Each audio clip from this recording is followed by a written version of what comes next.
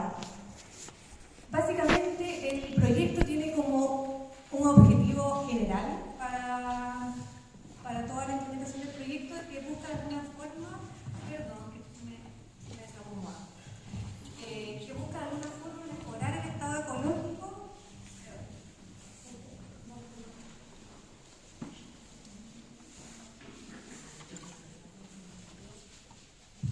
Ya, yo creo que me voy a acomodar así mejor. El objetivo general del proyecto busca mejorar el estado ecológico y de conservación de los ecosistemas costeros, en este caso del centro-sur de Chile, pero no solamente incluyendo los humedales, sino también sus cuencas adyacentes. Y hago énfasis en esto porque de alguna manera se va a centrar en eso mi presentación. A nivel nacional, como bien mencionaba Dino, la ley de humedales urbanos, si bien fue un gran avance y sigue siendo un avance para la conservación y protección de alguna forma de estos ecosistemas, sin duda alguna todavía hay algunos vacíos, algunas cosas que se pueden mejorar, como todo es perfectible, pero a nivel nacional lamentablemente vino esta ley con recursos nada prácticamente, y por un lado afortunadamente que el proyecto que es Humedales Costeros estuvo presente y apoyado a nivel nacional con distintas herramientas, como por ejemplo lo mencionaba en la mañana, la guía de limitación, que hay una versión completa y una versión de campo, fue financiado por el proyecto que es Humedales Costeros, así también la guía de denuncias para facilitar la gestión de las denuncias sobre actividades que están afectando los humedales. Yo no sé si ustedes la conocían, pero esta guía también la elaboramos como proyecto, y la idea de alguna forma que busca es orientar a la comunidad cuando hay alguna afectación a algún humedal, saber a dónde dirigirse. ¿Por qué? Porque tenemos la DGA, tenemos la Superintendencia de Servicios Sanitarios, tenemos la Superintendencia de Medio Ambiente, en fin, hay un montón de servicios que se pueden hacer cargo de algunas denuncias.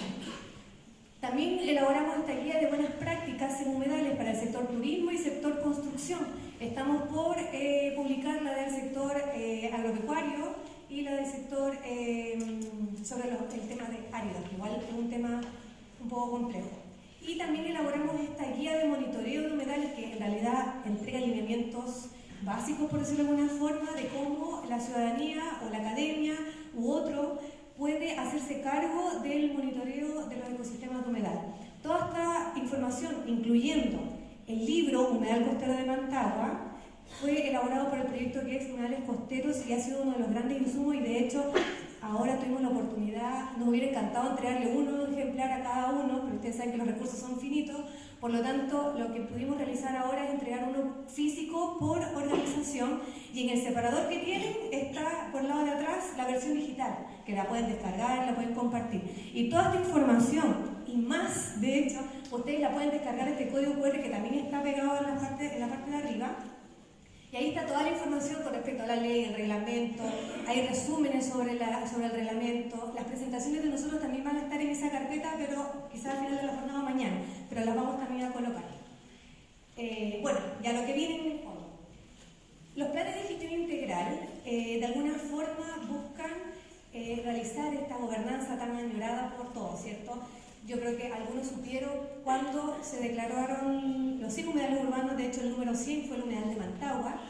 Nosotros estamos todos felices, obviamente, porque es un gran hito para la conservación de estos ecosistemas, pero sin embargo, como que viene la duda, o sea, ya, se declara el humedal urbano, porque es todo un proceso, tampoco es fácil, ya lo vimos con Nelson, con Dino, es un proceso bastante largo, bastante arduo, pero una vez que se declara, aún así, ¿qué sucede después de eso? ¿Qué viene después? Algunos creerán que viene, no sé, una cúpula de algún lado y aterriza y llega y protege algo. Nos encantaría que sucediera de esa forma, o sea, sería mágico, sería, imagínate, los humedales de este minuto estarían ya protegidos, los 100 humedales al menos ya declarados, estarían protegidos y diríamos, uy, va a haber agua para siempre, pero lamentablemente no es así. Entonces, a través del quehacer, en este caso ustedes, representantes de las organizaciones, funcionarios municipales, básicamente de la ciudadanía como tal, dueños del territorio, uno dice, ya, pero ¿qué hago? Si yo veo mi humedal que hay ganado, hay caballos, hay especies exóticas invasoras, ¿qué puedo yo hacer? O sea, hay vehículos, está la sequía avanzando por el producto del cambio climático. se hacen jornadas de limpieza que son bienvenidas, pero sin embargo, seamos realistas, tampoco es la solución, ¿ya? No es la solución. Pero sí también se entiende que hay una necesidad por parte de nosotros, de ustedes, de hacer algo, porque uno dice, ya, si no nadie hace nada, pues me voy a quedar yo sin hacer nada, o sea, tengo que hacer algo. Y se entiende, pero a lo que el mensaje que quiero entregar, que aún así, todo ese esfuerzo que uno quiere realizar, la verdad es que tenemos que planificarlo, porque si no lo planificamos, no vamos a tener un buen producto al final de la línea, por decirlo de alguna forma. Y es por ello que están estos planes de gestión integral, que están como una herramienta que de alguna forma se instruye a que aquí todavía hay un vacío, quién se va a hacer cargo de hacer estos planes de gestión. Yo no sé quién para responder esa pregunta, pero la idea es que de alguna forma ustedes, a través de esta presentación, un poco comprendan en qué consiste su elaboración, qué busca.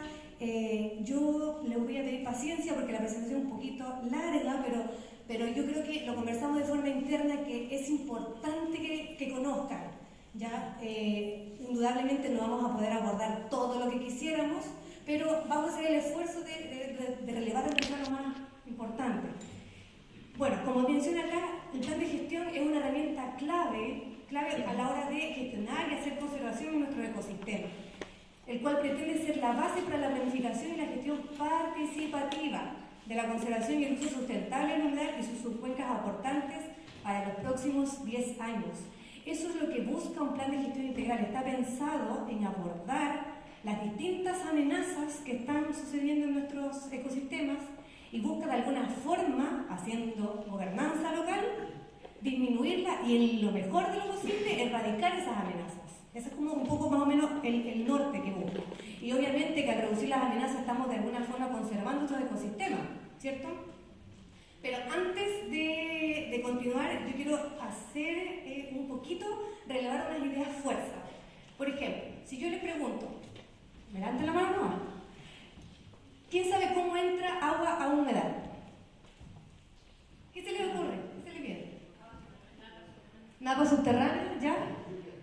¿Lluvia? ¿Precipitación? Cauce. Cauce, sí, un río que vaya a un estero. ¿El mar, dijeron?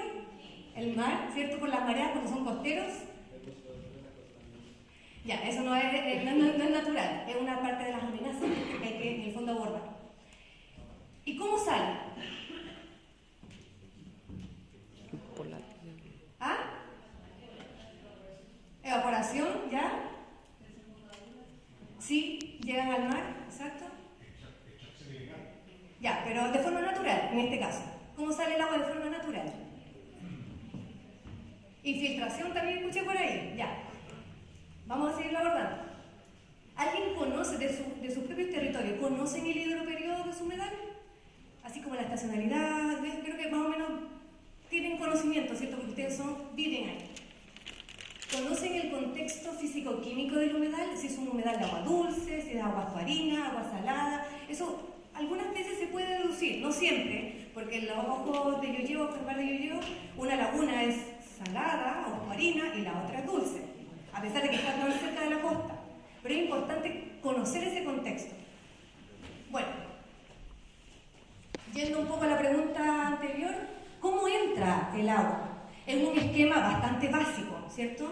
Tenemos acá escorrentía superficial, alguien dijo cauce por allá, tenemos escorrentía subterránea, las napas que también mencionaron, tenemos también precipitación, ya que también lo mencionaron, ¿y cómo sale?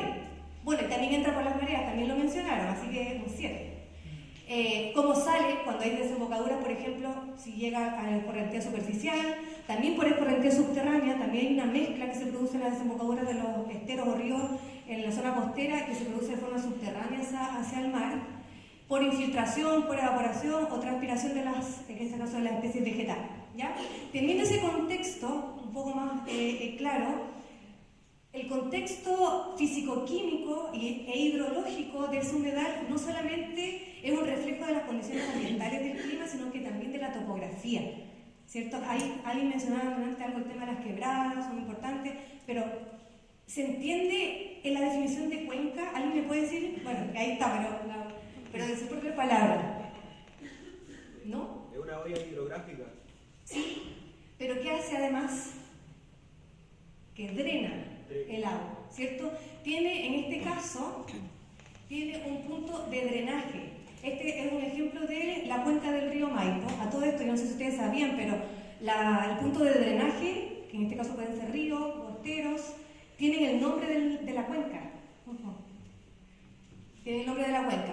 Después, esa cuenca también, topográficamente, se divide en subcuencas, ¿cierto? Que también de alguna forma aportan, por esas quebraditas que vemos ahí, van aportando agua. Y a su vez, esas subcuencas se dividen en subcuencas, ¿ya? Y eso va de alguna forma demarcando el sistema hídrico de esa cuenca. Y es por eso la importancia del que no solamente debemos focalizarnos, en este caso llamado punto de drenaje, pero podrían ser humedales costeros, probablemente tal desembocadura, sino también de dónde viene esa agua, de forma superficial o subterránea. Por eso es la importancia de tener como una mirada más amplia en cuanto a superficie hablamos. Bueno, volviendo a ese mismo esquema, la importancia de la cuenca, además de darnos la hidrología, también nos va a dar el contexto físico-químico, es decir, las propiedades físicas y químicas del agua. Y por lo tanto, si yo sé que es una laguna o un estero de agua dulce, muy poco probable vamos a encontrar especies de flora y de fauna que habiten en agua salada, ¿cierto? Entonces, por lo tanto, la físico-química del cuerpo de agua nos va de alguna forma a definir la biota que está asociada a ese cuerpo de agua. Eso también hay que tenerlo claro. Uno no cree que es lógico o de sentido común, pero la verdad es que cuando uno lo piensa, pocas veces hace ese ejercicio de diferenciar y de distinguir. Acá tengo una fotografía aérea del humedal costero Mantagua. Obviamente no se ve todo, pero está aquí la laguna costera, acá está la desembocadura. Y este humedal, su cuenca, básicamente viene de la cordillera costera. Uno de los aportantes del humedal de Mantagua nace de acá, de una de las quebradas aledañas al Cerro Mauco. Y bueno, no sé si ustedes sabían, pero el punto más alto en la región de la cordillera costera. Entonces, la mirada, si yo me pongo acá, es también mirar hacia allá. Y ese es el ejercicio que también quiero que ustedes realicen en los humedales de su territorio. Yo no los conozco muy probablemente todos, no los voy a conocer todos, pero la idea es que ustedes se lo cuestionen y empiecen a hacer ese análisis a la hora de empezar a compilar la información. Bueno, retomando lo que mencionaba Dino y lo que mencionaba algunos de ustedes también en la sección de preguntas, claro, hay muchos criterios en cuanto al uso racional, al mantener el régimen hidrológico, que uno creería que son los criterios para delimitar, pero no son los criterios para delimitar, sino más bien la ley los aborda y el reglamento los aborda, pero como criterios mínimos para la sustentabilidad del humedal urbano. Y si bien en esa instancia que comentaron en la mañana no se consideran como tal para la delimitación, sí, la idea es que podamos tenerlo claridad a la hora después de la declaratoria. ¿Por qué? Por ejemplo, aquí un par de ejemplos nomás, Valparaíso con el humedal del Cricket, ahí menciona la parte más de información complementaria, asimismo San Antonio, La Ligua, Viña del Mar, aquí menciona el catastro de vegetación, que ustedes dicen, ya, sí, el catastro de vegetación no se toma en consideración a la hora de delimitar, pero sí a la hora de elaborar los planes de gestión son importantes. Y es ahí, esa es la instancia en donde ustedes, como representantes de organizaciones, pueden aportar, que es lo que mencionaba entre Cerro, que mencionaba el tema de los sitios arqueológicos o la bifauna presente. Lamentablemente no se considera en este momento para delimitar, pero sí para esta instancia. Y ahí es donde entra o toma un rol fundamental los planes de gestión. Nosotros como proyecto también estamos trabajando en una guía para de alguna forma orientar, en este caso está enfocada a las municipalidades, para orientar al quehacer de cómo elaborar un plan de gestión. ¿Ya? Todavía estamos trabajando en eso. También en el QR que escanearon, también está una guía preliminar, todavía no es la oficial. Estamos a puerta, espero, no quiero poner fecha, pero 2023, de que se publique esa guía, que de alguna forma va a orientar. Y la guía toma algunas metodologías. En principio, a nosotros nos hubiese encantado que hubiese sido solamente con estándares abiertos, no sé si algunos lo ubican o no.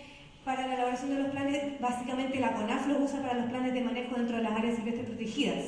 Pero acá, como las municipalidades generalmente no están tan asociadas con los estándares abiertos, se utilizó una parte de las etapas para la elaboración del plan de gestión, se consideró los estándares abiertos, pero también es como una metodología híbrida en donde también utiliza el marco lógico, que es otra metodología aparte para levantar la información y hacer el contexto más que nada del análisis territorial y de la gestión territorial, porque las municipalidades en este caso están más asociadas con esa metodología, pero sin embargo la parte del levantamiento de los objetos de conservación, que vamos a ver qué son, es importante, y ahí yo creo que ahí de verdad ustedes tienen un rol pero demasiado fundamental.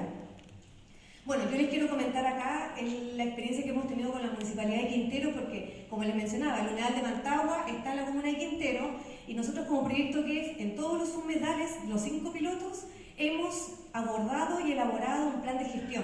Y acá hemos trabajado en el plan de gestión integral del humedal de Mantagua y sus cuencas aportantes. Yo les voy a comentar un poquito de cómo lo hicimos, para que ustedes tengan un poco de contexto de qué es lo que implica la elaboración de un plan de gestión. Acá nosotros tuvimos varios equipos, entre ellos el equipo núcleo, que fue conformado básicamente por la Seremía, Proyecto GEF y una consultora adicional. Tuvimos un equipo ampliado, que aquí es relevante, vecinos, propietarios, organizaciones u otros. Tuvimos un equipo de soporte desde la misma municipalidad, varios servicios públicos que estuvieron involucrados, la academia, fundamental también a la hora de elaborar los planes de gestión, y otros actores claves del territorio. Ya, por un lado, ¿cierto? Tenemos el equipo o los equipos encargados de trabajar en conjunto, pero después también en paralelo hay que seleccionar un área. Y ahí vuelvo atrás con el tema de las cuencas, y de hecho lo presentó también Nelson. Nuestra área de alcance para el plan de gestión, si bien este es el humedal como tal, nuestra red hidrográfica son 2 esteros básicamente, que es el estero, aquí en este caso el estero Quintero o estero Malacara, y el estero Mantagua, que acá está el Cerro Mauco. Si se fijan, son nuestros 2 aportantes, y sin ellos 2, la verdad es que es poco probable que el humedal sobreviva a largo plazo, ¿ya? Entonces, esa es nuestra área de alcance. Aquí tengo que estar en amarillo porque la verdad es que todavía no tengo confirmada como lo cambiamos y no tengo la cifra oficial, pero alrededor de eso. Bueno, después de elaborar el equipo, está elaborado el alcance, vienen distintas fases en donde en varias de ellas son participativas, y ahí se convoca a todos, no solamente los servicios públicos, municipalidades, sino también a los actores que están vinculados al territorio.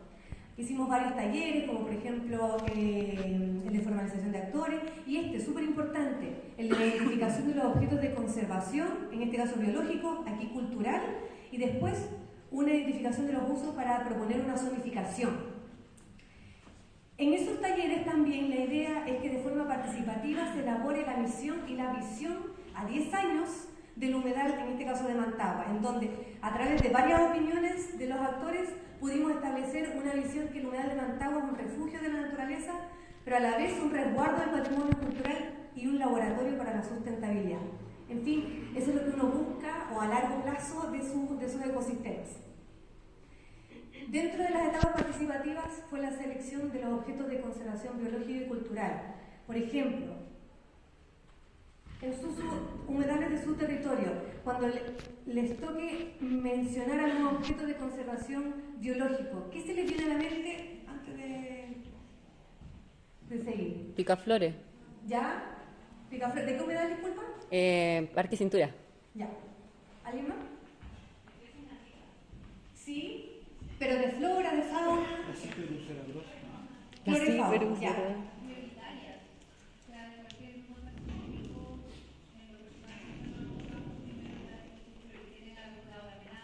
Por ejemplo, ¿alguien me puede mencionar alguna especie de fauna que tenga un problema de conservación, que esté catalogado como alguna categoría de conservación dentro de sus humedales? La rana chilena, sí. El coipo, ya. Entonces, ¿se fijan? Ahí alguien dijo picaflor, alguien dijo especies nativas como en general, pero la idea, si alguien también dijo pilpilén, entonces pilpilén, picaflor, la verdad es que Nos encantaría como tener una red de muchos objetos de conservación, pero la idea es que, claro, tomemos todas esas opiniones y podemos agruparlas de cierta forma para tratar de enfocarnos en ese grupo. Por ejemplo, bueno, que antes de pasar a eso, de culturales, ¿quién tiene algún objeto de conservación cultural en su territorio? Las piedras tacitas, sí. ¿Cuarzo? ¿Cuarzo puede ser? Es que depende del contexto de tu territorio, todos son distintos. Yeah. Si ustedes consideran que el cuarzo ahí es un objeto, puede serlo. Por ejemplo, zonas que históricamente fueron utilizadas para, en caso de emergencia, sacar agua de ahí en los terremotos, o que habían pozas. Como el punto de extracción, una cosa así de agua. Sí, pero también como parte de la memoria histórica. Sí, los sitios con memoria histórica también son objetos de conservación cultural.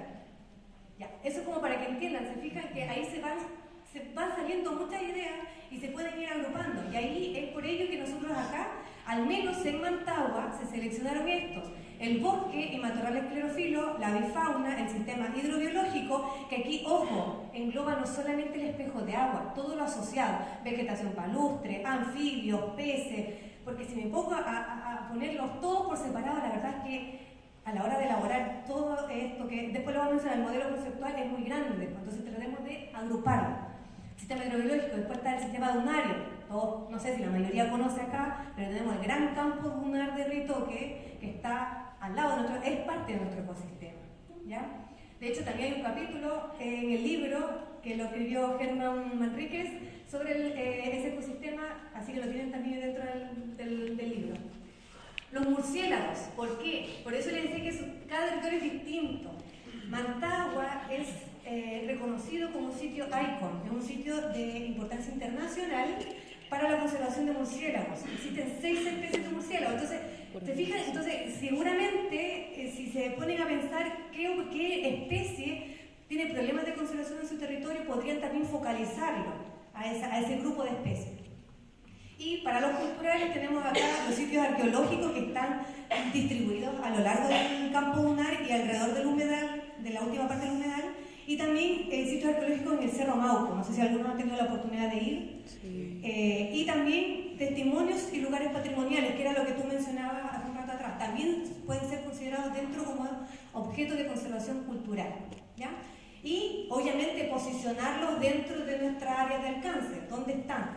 Si bien no conocemos dónde están completamente, la metodología de estándares abiertos permite trabajar con la información disponible. ¿Por qué? Porque yo me he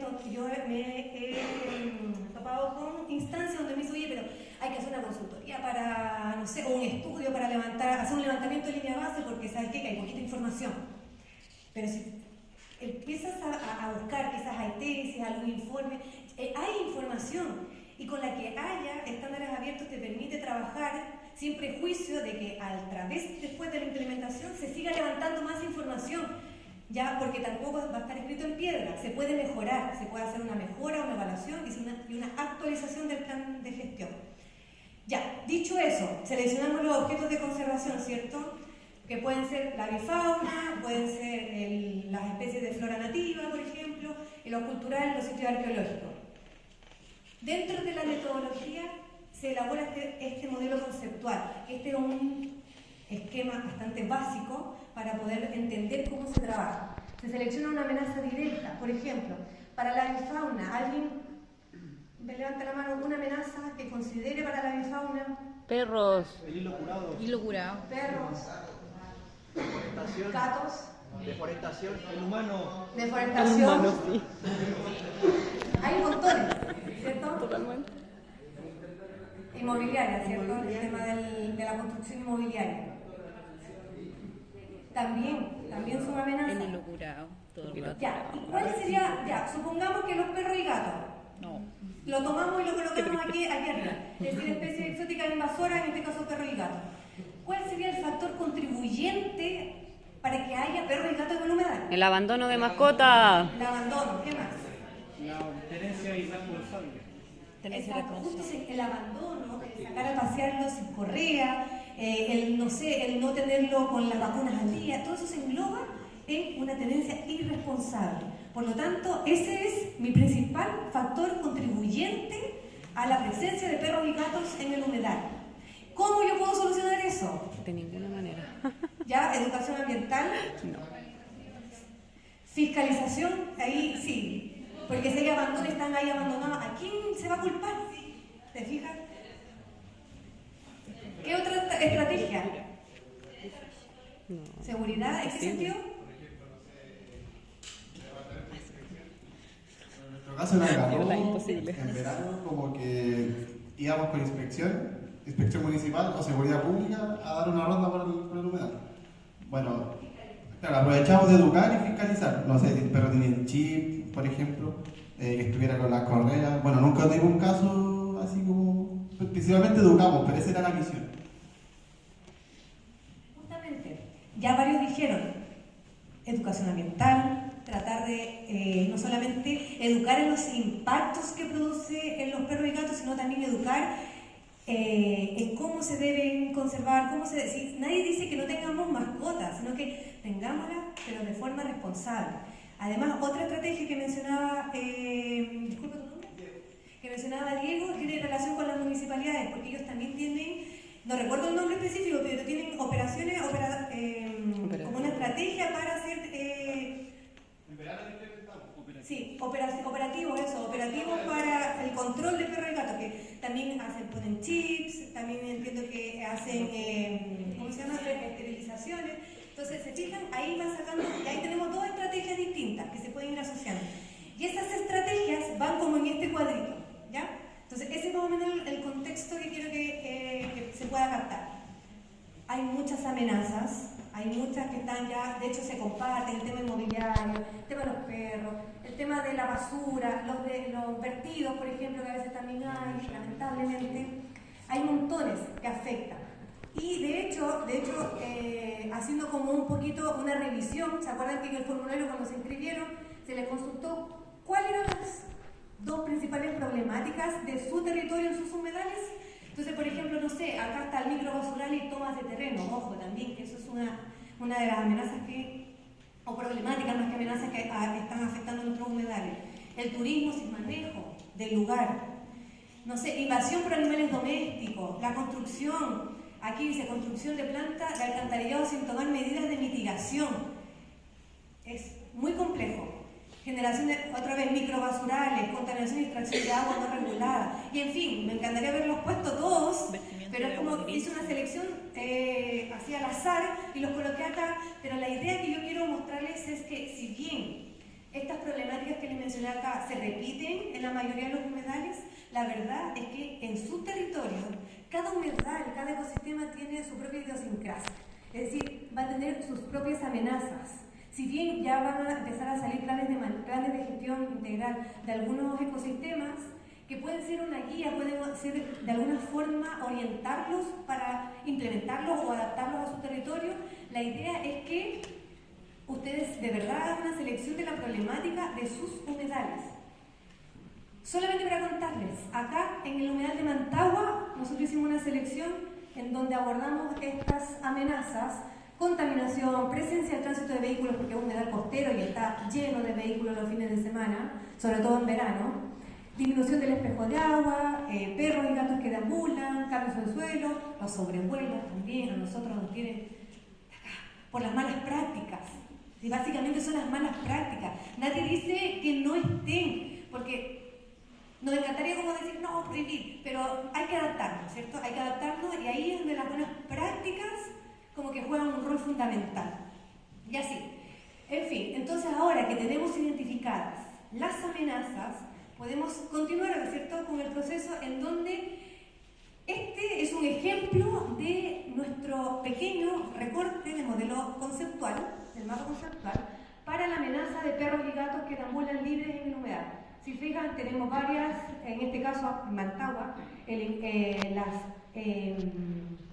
factores contribuyentes principales, en este caso directos, el ingreso de perros y gatos que ingresan con los visitantes. Tenemos el ingreso de perros y gatos abandonados, que no es lo mismo. La presencia de perros vagos y o asilvestrados en el área, que los abandonaron ya hace mucho tiempo y se adaptaron al territorio. La presencia de perros y gatos comunitarios, nuevamente la tenencia irresponsable en este caso, que no están dentro de un cerco o una delimitación en sus casas, sino que los dejan deambular libremente. Y bueno, la ausencia de mecanismos efectivos de control por parte de la municipalidad, que si bien es cierto, hay esfuerzos, siempre, o sea, en este caso no son suficientes y de alguna forma hay que dejarlos establecidos. ¿Ya? Y así. Entonces la idea, después nosotros construimos este gran modelo, aquí no se entiende nada, pero es solamente un ejemplo de lo grande y extenso que puede ser. Entonces imagínense, si nosotros seleccionamos más objetos o más amenazas y no las agrupamos, el modelo conceptual puede ser una telaraña del porte de un buque. Entonces la idea es que podamos ser más selectivos e ir agrupando las amenazas y en este caso los objetos de conservación. Ya, otra de las amenazas es la presencia de vehículos. Si se fijan acá, una de nuestras principales estrategias, en este caso un humedal urbano declarado, es que la ordenanza municipal de alguna forma regule o prohíba, no sé cuál va a ser la vía. Si bien es cierto, hay una prohibición de la zona costera por parte de la autoridad marítima, juegan con esa 80 metros, estoy 81 aquí, no me pueden hacer nada. ¿Se fija? Entonces, la autoridad marítima va y dice es que no está incurriendo en ninguna ilegalidad porque no están los 80 metros sobre la línea de más alta marea. Entonces, de alguna forma, ojalá que la ordenanza, en este caso en particular, nos ayude a regular, a prohibir eso de alguna forma para tratar de disminuir, o en el fondo erradicar esa amenaza. Bueno, y así hay un montón de estrategias más. ¿Y por qué hago énfasis en las estrategias? Porque una vez identificadas las estrategias, es donde nosotros vamos a empezar a trabajar para la futura implementación. Y antes de eso, haciendo una separación, paralelo a eso se trabaja en una zonificación, que básicamente lo que busca es realizar un análisis del uso actual del territorio, qué se está haciendo actualmente, qué es el uso potencial. Por ejemplo, alguien dígame qué es un uso actual que no está de acuerdo que se está realizando y cómo lo ve ese mismo uso, que haya un cambio a 10 años más.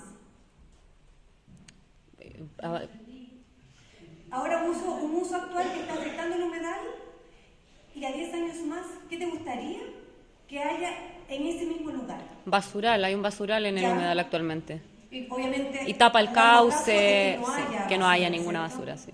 Ya. También las ocupaciones de terreno. Nos encantaría que no siguieran habiendo vertimientos de descargas que no sabemos qué procedencia tienen. Así que ahí con lo que dice la compa me queda la duda de si la ocupación de terreno es una amenaza en sí o son consecuencias debido a ciertas acciones, por ejemplo la contaminación, la devastación, pero la toma en sí no es una amenaza. Es la toma, es la contaminación, es la devastación, es la injerencia, pero es como... Sí, no, sí, entiendo el punto, pero va a también depender de cada territorio.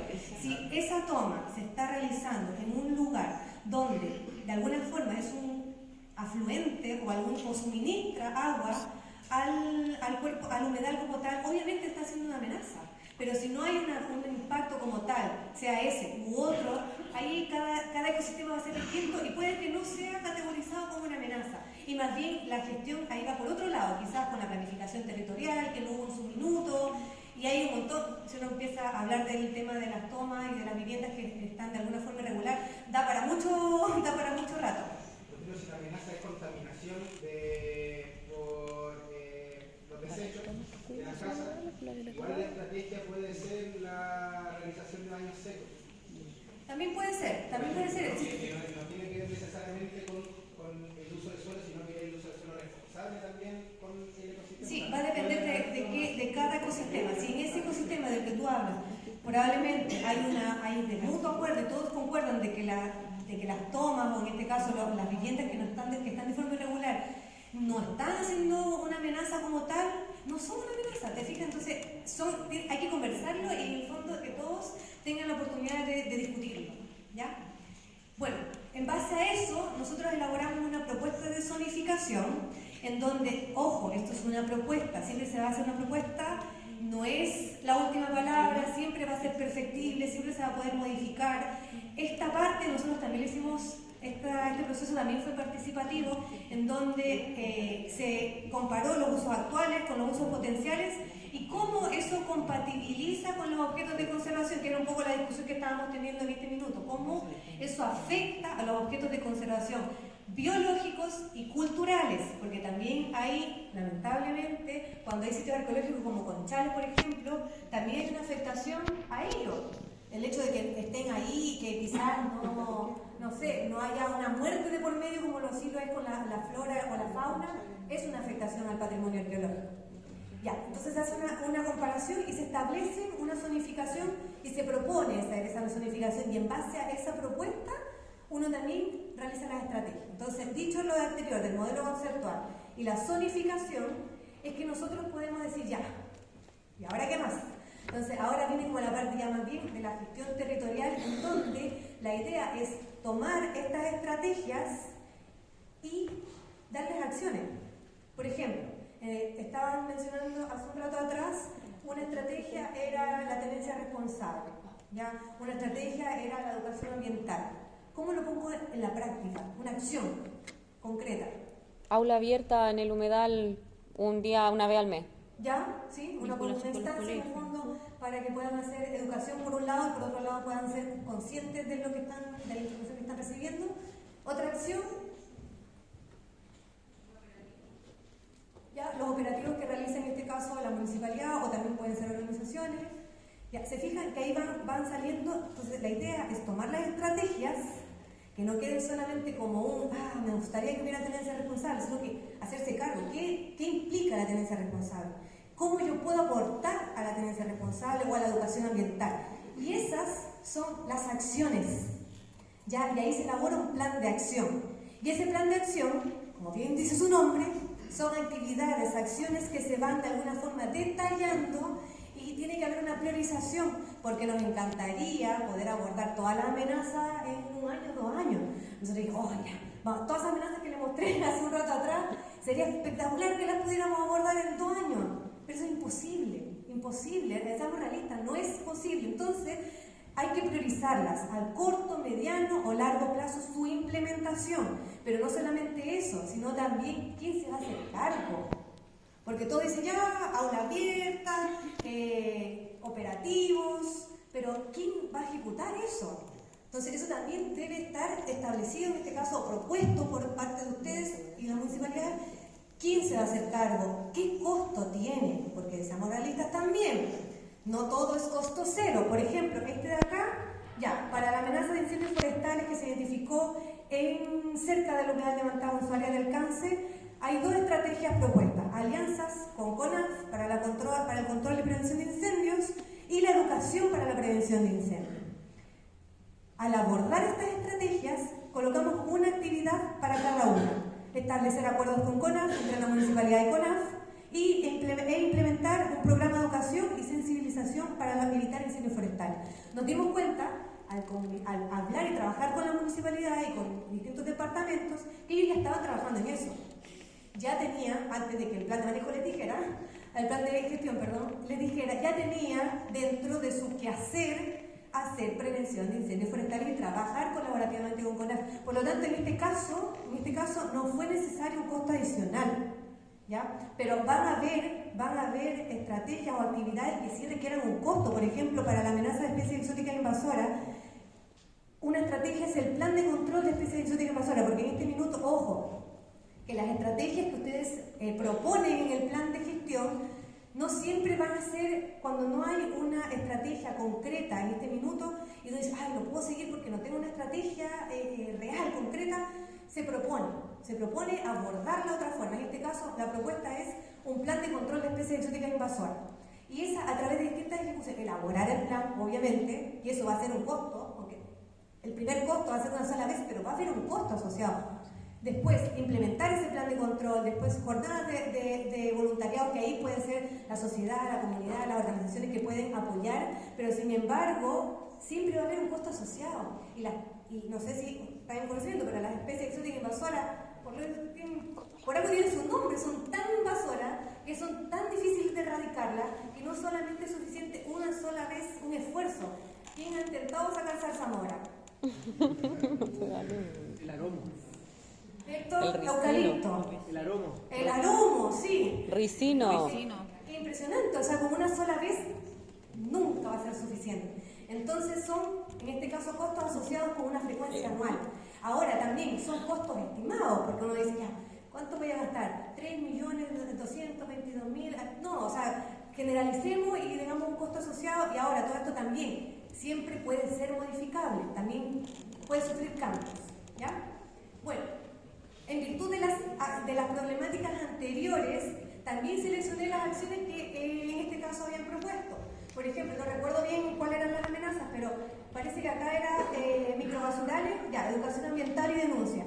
Y así, muchas acciones, a lo que voy con esto, con este ejemplo, es que muchas de las acciones que se proponen, algunas organizaciones o municipalidades ya la están abordando. Levante la mano el que ha hecho educación ambiental aquí.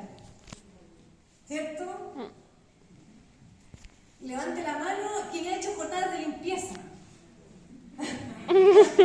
Entonces, se fijan, por lo menos hay ciertas acciones que de alguna forma ya se están abordando, pero sí, es verdad, no son suficientes, pero tienen que ser consideradas a la hora de la planificación. Esto no es solamente un ejemplo de la jornada de limpieza. Ya, tenemos el plan de acción, no se nota, esto no termina. Después, además del plan de acción, para hacerse cargo de las amenazas, hay un plan de monitoreo. Y lo que el plan de monitoreo busca es de alguna forma tratar de evidenciar si hay algún cambio abrupto en algunos de los objetos de conservación. ¿Ya? Eso es como más o menos tener como una mirada de qué tenemos, y si algo pasa, poder identificarlo. ¿Ya? Para el humedal de Mantagua hicimos el plan de monitoreo en base a los objetos de conservación, porque también quisiéramos monitorear todo, pero ¿es real? No es real. Entonces, la verdad es que así al corto plazo, la idea es que podamos también priorizar, en este caso, y que también veamos también los costos asociados, porque también son costosos. Por ejemplo, para el objeto de conservación del bosque esclerofilo y matorral esclerofilo. Bueno, una de nuestras propuestas es como hacer un análisis a través de imágenes satelitales para ir, en el fondo, calculando las superficies que hay actual y cómo eso va siendo modificado, sea por sequía, sea por tala, etc. ¿Ya? Y así. También tenemos para el sistema dunario cómo se va moviendo, porque a todo esto las dunas son dinámicas, no sé si ustedes lo sabían, pero no son estáticas, así que también si es que hay una extracción de arena, también eso se puede identificar, una disminución, qué sé yo. Para el sistema hidrobiológico hay varios indicadores, por ejemplo, algo fácil, entre comillas fácil, para quienes manejan los sistemas de información geográfica, es como un poco comparar la evolución del espejo de agua.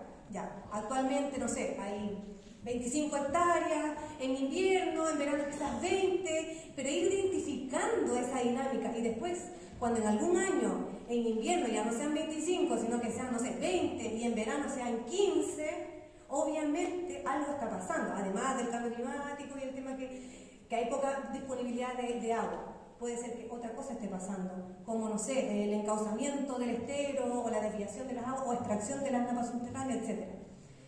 Tenemos el monitoreo a través de equipos multiparámetros, y ahí yo creo que es relevante, pero hay una piedra ahí de tope grande, porque son pocas las municipalidades que tienen los recursos para tener un equipo multiparámetro, y no solamente para tenerlo, yo no sé si ustedes saben, pero también hay que calibrarlo. Y para calibrarlo hay que tener soluciones de calibración, y las soluciones de calibración o esa etapa de calibración es cara. Yo les pongo un ejemplo. Nosotros como proyecto GES realizamos un monitoreo mensual en el humedal de Mantagua, mensual. Ni siquiera, en algún momento se pensó en que sea 2 veces al mes, ya, dejamos una vez al mes. A principios de año hice la compra para las soluciones. El año pasado para el año eran como 1,3 millones, y este año ya era 1,6 millones, por la misma cantidad de soluciones, ya, para calibrar el equipo. Entonces, es una piedra de tope grande en realidad, porque sí, está bien utilizar un equipo multiparámetro y una vez como para decir, ya, el humedal tiene pH 8,3, si es salino, o sea, si es costero, tiene conductividad que sigue 25.000 microsiemens, por centímetro, la temperatura tanto, pero eso es una fotografía puntual. Si yo voy a un humedal en este minuto y saco un dato, tampoco un dato me sirve, tiene que ser alrededor del cuerpo de agua, distribuido en distintas estaciones, que sean periódicos. Entonces la verdad es que hacer un monitoreo de eso es bastante costoso, y ahí quizás los convenios con la academia pueden ser una buena opción a la hora de hacerse cargo con respecto a esa temática. Y así, con las otras, el tema de la bifauna, con los censos, en este caso nosotros es costo cero, porque para la unidad de Mantagua el SAC realiza desde el año 2010 o 12 censos 2 veces al año en el humedal de Mantagua. Pero acá también las organizaciones, ya no sé si todos, pero ya, yo creo que varios, ¿quién ha participado en algún censo de aves? ¿De aves? De aves, no. Ya, igual son varios, Entonces ahí también hay colaboraciones que desde las mismas organizaciones se pueden realizar, ¿cierto? Bueno, y esto solamente como manera general, que hay un escenario obviamente idealista, de que si se implementa el plan de gestión, obviamente vamos a llegar a buen puerto, y si no, está de más decir que se van a empezar a degradar, en el fondo, la conservación de los objetos de conservación cultural y biológico, y por lo tanto, los objetos de bienestar humano, que lo mencionó un poco Nelson en su presentación, porque no solamente es el ave, el agua, la flora, sino que también nosotros hacemos uso recreativo de los ecosistemas, ¿cierto? ¿Quién ha ido a hacer observación de aves? Yo creo que todos, ¿cierto? ¿Por qué? Porque además de ser como nosotros estamos invadiendo de alguna forma ese espacio, pero también de alguna forma nos sentimos relajados. Aquí no les gusta ver, imagínate, yo he visto pocas veces flamenco, y cuando veo un flamenco en la costa es como, wow, me está permitiendo verlo, así como, de verdad quedo maravillada. Entonces, todo eso se puede perder si no se implementa un plan de gestión. Ahora, vuelvo a recalcar, aquí la importancia de todos es fundamental, porque claro, si bien es cierto, las municipalidades de alguna forma tienen la instrucción, quizás por decirlo de alguna forma, de elaborar las ordenanzas, de elaborar o agrupar para oficializar los comités comunales. La verdad es que las alianzas acá, todos sumamos. Esto nadie lo va a poder hacer solo, nadie. Ni de uno ni de dos, es de más. Solamente contarles que en Quintero nosotros tuvimos la oportunidad de hacer esta presentación a la Comisión de Medio Ambiente y también al Consejo Municipal, para que de alguna forma pueda quedar establecido dentro de algún instrumento de planificación territorial, para que así puedan distribuirse, quizás dirigirse a algunos recursos para la implementación del plan de gestión. Esto todavía está en una conversación, porque es simplemente una idea, pero les dejo en el fondo ahí la idea de que puede que en sus comunas las municipalidades tengan ciertos recursos en los cuales se puede optar para la implementación del proyecto. Bueno, ellos están trabajando también en su comité comunal, pero sí lo quiero relevar, no lo quiero resaltar rápido, porque si bien es cierto, están trabajando en el comité comunal, como todos acá yo creo que están trabajando en lo mismo, ellos antes de eso conformaron una mesa de humedales para la comuna de Quintero. Y esta mesa de humedales está conformada por los distintos departamentos de la misma municipalidad. Se hicieron cargo de alguna forma de esta temática desde la forma interna. De hecho, ya implementaron el encuentro de conservación de humedales el año pasado. Ahora lo van a replicar, me parece que es octubre, si mal no recuerdo. En octubre va a haber el segundo encuentro de humedales en la comuna.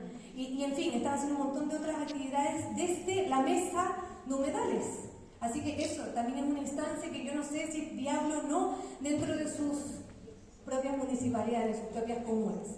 Bueno, y para terminar, una vez más, es como el hincapié de esto, es que la importancia acá no solamente de los servicios públicos, de la municipalidad, porque muchos cargamos la municipalidad, pero sí, la municipalidad puede hacer algo, los servicios públicos también pueden hacerlo, pero los propietarios, lo que hablábamos antes, las propiedades que tienen ciertos humedales, o sea, aquí necesitamos que todos se sumen.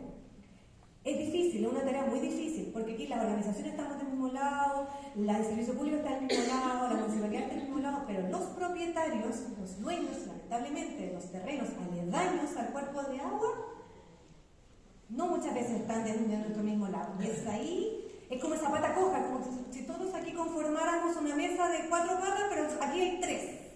Y ellos son la 4. Por lo tanto, si no están, siempre va a estar así, ¿cierto? Cojeando la mesa. Lamentablemente, es una realidad y es lo que hay que seguir trabajando, porque yo creo que todos acá ustedes están trabajando y de verdad hay un esfuerzo tan grande que ustedes hacen con respecto a eso, que nada, como seguir tirando buenas vibras para que sigan trabajando en lo mismo. Eso, gracias.